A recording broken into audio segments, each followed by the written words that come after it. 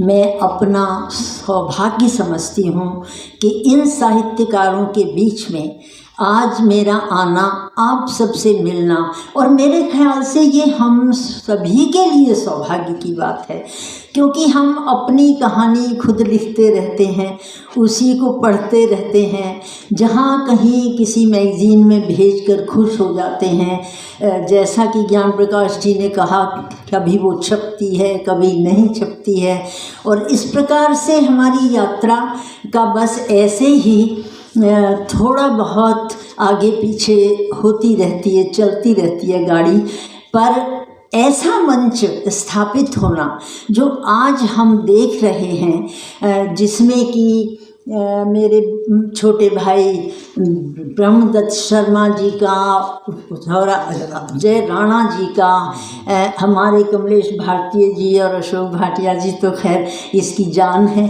तो इन सब लोगों के सहयोग से जो एक मंच आज हमें इस तरह से उपलब्ध हुआ है, तो बहुत अच्छा लग रहा है। और ज़रूर इसका कोई ना कोई असर, कोई ना कोई फल हमारे सामने आएगा। रोजलीन बहन ने बड़ी बात उठाई है कि ऐसा ऐसा होना चाहिए, हमें कहानी के बारे में या कैसे लिखें। एक उन्होंने छोटी सी बात की थी कि इन्वर्टेड कॉमा, डैश या पूर्ण विराम कहाँ हो। देखो, मेरा अपना अनुभव जहाँ तक है, हम जब कहानी लिखते हैं और बीच में संवाद डालते हैं, कोई दो व्यक्ति आपस में बोल रहे हैं, तो उसे हम डैश के माध्यम से भी स्पष्ट कर सकते हैं, उसे हम इन्वर्टेड कॉमा के माध्यम से भी कर सकते हैं, और केवल कॉमा लगाकर भी। मैंने बहुत से राइटर्स को ऐसा देखा कि वहाँ कॉमा ही लगता था, उसी से बात स्पष्ट हो जाती थी। हमारे कमलेश भारतीय जी बैठे हैं, मैंने उनकी कहानियों में ज़्यादातर देखा कि वो बस डैश लगाते हैं। डैश लगाया और जो उसका संवाद है वो जो है आगे आ गया है, आरंभ हो गया, और जैसे ही बात ख़त्म हुई तो उस पर स्टॉप लग गया, फिर वो अपनी बात पर आ जाता है कहानीकार। तो हमें खुद पता लग जाता है, हम अपनी कहानी को देखें, उसका एक बार से पढ़कर हमें खुद पता लग जाएगा कि कहाँ इन्वर्टेड कॉमा से हमें बात स्पष्ट हो रही है या केवल डैश से ही हो रही। तो मेरा मतलब है कि ऐसी वर्कशॉप भी हो जाएं तो बहुत अच्छी बात है, उनकी तरफ भी हम लोग ध्यान दें। और जहाँ तक कहानी की बातें, हम लोग तो सब जानते हैं कि हमारी दादी नानी से हमारी कहानी की यात्रा आरंभ होती है, या हितोपदेश या पंचतंत्र, जातक कथाएं, हमारी जो कहानी की जो एक तरह से उर्वरा भूमि उसी से आरंभ हो गई थी। और वैसे ही अगर हम आधुनिक कहानी की बात करते हैं तो हमने 1900 से ये कहानियाँ है ना, इंदुमती जो पहली कहानी थी किशोरी लाल गोस्वामी जी, हम लोग ऐसा मानते हैं कि उससे आरंभ हो गई थी। और फिर हमारे प्रेमचंद, जयशंकर प्रसाद, जिनकी कहानियों में यथार्थ भी था, प्रसाद की कहानियों में भाषागत सौंदर्य था, तो उन सब चीज़ों को मिलकर हमारे सामने ये यात्रा जो आ रही है, और उसी से हम लोग सीख रहे हैं।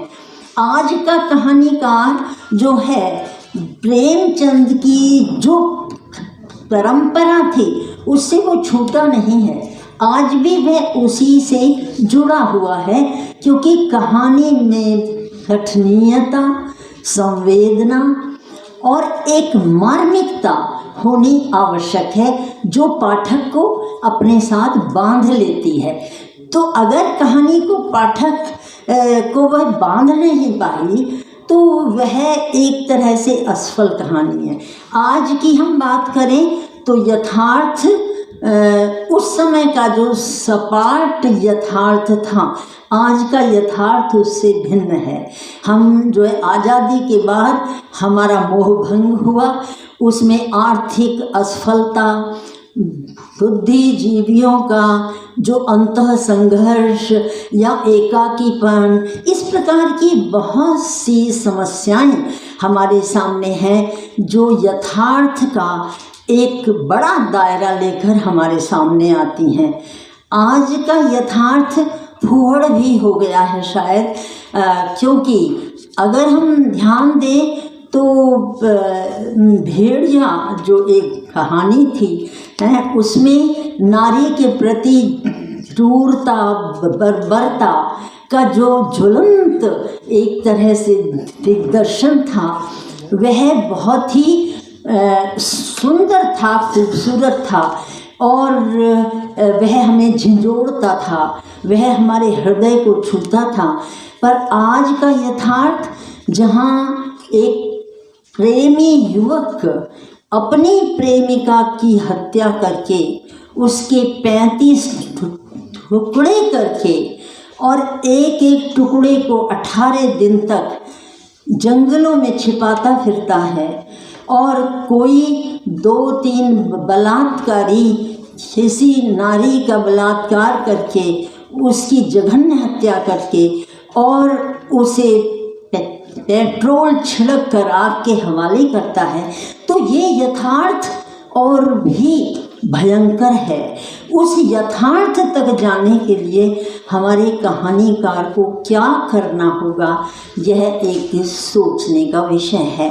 तो इस तरह से टाइम टू टाइम, जैसे जैसे समय आता है, उसमें स्थितियों में अंतर जो है आता चला जाता है, और कहानीकार का कार्य ही ये है कि वह अपने आसपास घटती घटनाओं को, अपने आसपास होता हुआ जो कुछ भी है, उसे वह देखे और उसे रेखांकित करने के लिए बारीकी से अपना चेष्टा करे, तो तभी वह एक खूबसूरत कहानी दे पाएगा हमारे समाज को। और मैं ये तो बड़ा अच्छा मैं कहती हूँ, जैसे बात आ रही थी कि हरियाणा का जो साहित्यकार है वह या तो छपता कम है या उसकी ज़्यादा दूर तक पहुँच नहीं है, तो ये बड़ा विचारणीय बात है कि ऐसा क्यों हो रहा है, जिस पर अभी बात भी हुई है। तो मैं तो अजय सिंह राणा जैसे, ब्रह्मदत्त जी जैसे युवाओं को बड़ा शाबाशी देती हूँ कि वो इतनी सारी पत्रिकाओं की सूचना हमें पाठक मंच पर देते रहते हैं, और अगर हम उन्हीं में अपना भेजें, उनके बारे में जानें, तो इस तरह से एक रास्ता खुलता है। तो ये भी इस मंच की बहुत बड़ी उपलब्धि है जो हम देख रहे हैं, क्योंकि बहुतों को तो मालूम ही नहीं होता कौन सी पत्रिकाएं हैं, कहाँ भेजें, क्या करें। तो ये भी एक अच्छी बात हो रही है। और मैं ज़्यादा समय नहीं लूँगी, मेरा समय है भी नहीं, क्योंकि ये तो बात ही पहले केवल हमारे जेंट्स जितने भी लेखक और विभूतियाँ थी उन्हीं तक था। बाद में उन्हें ध्यान आया कि नारी शक्ति को थोड़ा सा सम्मान तो दे देना चाहिए, और फिर ये हुआ कि किसे ढूंढें, तो वो एक राजा की कहानी आती है कि फलां फलां ऐसा एक वो हो गया है, हत्याकांड हो गया है कि किसको फांसी दी जाए, तो उसे भेज दिया कि ये फंदा बना के कि जिसके गले में फिट हो जाए उसको ये फांसी दे दो। तो मेरा ख्याल है मैं उसी तरह से एक तरह से मुझे फांसी दे दी गई। तो मैं बहुत बहुत शुक्रिया करती हूँ कि मुझे आज इस मंच पर शामिल होने का जो है अवसर मिला। कहानी की जहाँ तक बात है, टेक्निक या जो कुछ है, ज्ञान प्रकाश जी से ज़्यादा कोई भी एक्सपर्ट शायद हमारे बीच में नहीं है, और उन्होंने रेशा रेशा करके सभी कहानीकारों का और अपने हरियाणा के कहानीकारों का भी नाम लिया। तो मैं भी एक नाम जरूर लूँगी कि ब्रह्मदत्त जी ने पीठासीन अधिकारी का तो नाम आप लोग जानते ही हैं, खूब चर्चा में आई है।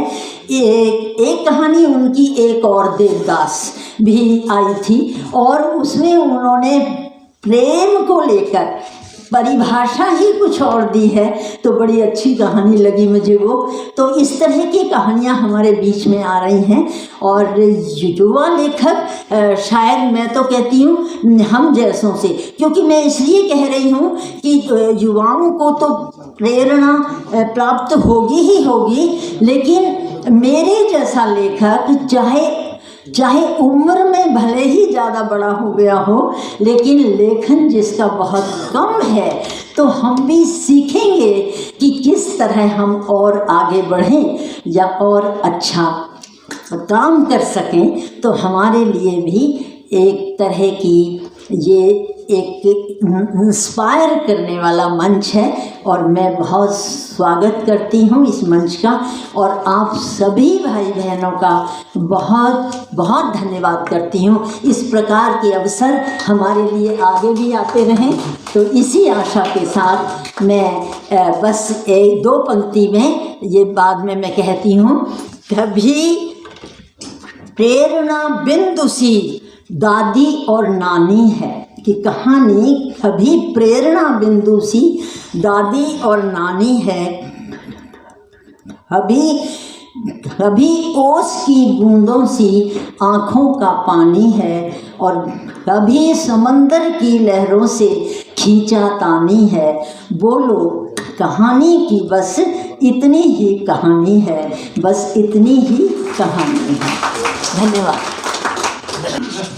जो है मैडम को सुन के हमें जो उन्होंने कहानी का इतिहास और सब चीज़ें बताई, हमें बहुत अच्छा लगा। और मैं मैडम के लिए एक शेर मैंने लिखा था क्योंकि इतना बड़ा हस्तियों की माँ है मैडम, तो हम वो भाटिया जी ने बोल दिया, लेकिन मैं सुना दूं कि हर गली अच्छी लगी, हर घर अच्छा लगा, हर गली अच्छी लगी, हर एक घर अच्छा लगा, वो जो आया शहर में तो शहर भर अच्छा लगा।